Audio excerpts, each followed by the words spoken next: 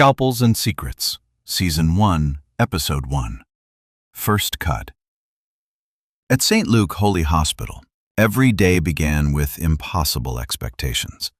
Lives hung in the balance, careers were built under pressure, and every decision mattered. Among the hospital's most promising surgical residents was Dr. Photina Samba. Photina moved through the hospital with confidence.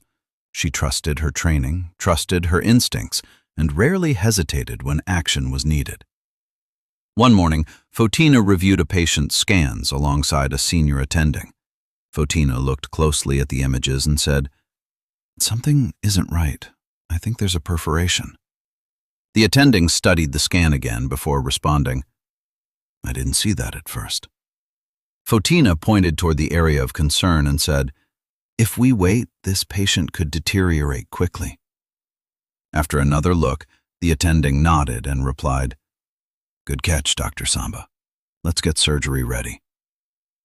The patient was taken into surgery before serious complications developed. Elsewhere in the hospital, Dr. Inari Ousseni was finishing rounds. Like Photina, Inari was exceptionally talented. But where Photina relied on instinct, Inari relied on careful observation and patience. An elderly patient had spent days searching for answers. Inari sat beside the patient's bed and reviewed every detail of the case.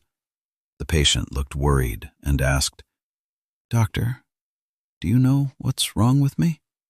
Inari offered a reassuring smile and said, "Not yet, but I think we're getting closer." Hours later, after reviewing test results and consulting with specialists, Inari identified a hidden cardiac condition that others had overlooked. The attending physician reviewed her findings and said, "Excellent work, Dr. Ousseni. This explains everything."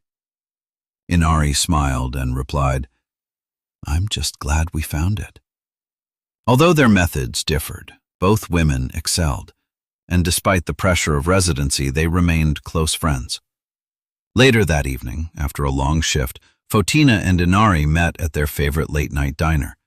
Photina laughed and said, "One day we're going to be attendings, and we'll finally get some sleep." Inari laughed and replied, "I don't think attendings sleep either." Photina shook her head and said, "Then we're in trouble." Both women laughed. For a moment, the future felt bright. Across town, another physician was making plans of his own. Dr. Dennis Givens, one of the hospital's most respected cardiothoracic surgeons, led a meeting regarding a groundbreaking procedure involving chest-to-chest conjoined twins. As surgeons discussed the risks, Dennis remained calm and confident. One physician asked, "Do you really think this surgery can succeed?" Dennis folded his arms and replied, "I wouldn't be planning it if I didn't." The room fell silent. His confidence was difficult to ignore. At home later that night, Dennis arrived later than expected. His wife, Corrine Henderson Givens, sat reading documents in her home office. Dennis entered the room and said, "Long day." Without looking up, Corrine replied, "I can imagine." Dennis kissed her forehead before heading upstairs. Corrine finally looked toward the doorway. She said nothing, but she noticed everything.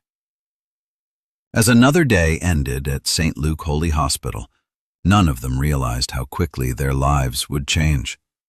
For now, the hospital remained calm. For now, friendships remained intact. For now, the future still looked exactly as they imagined.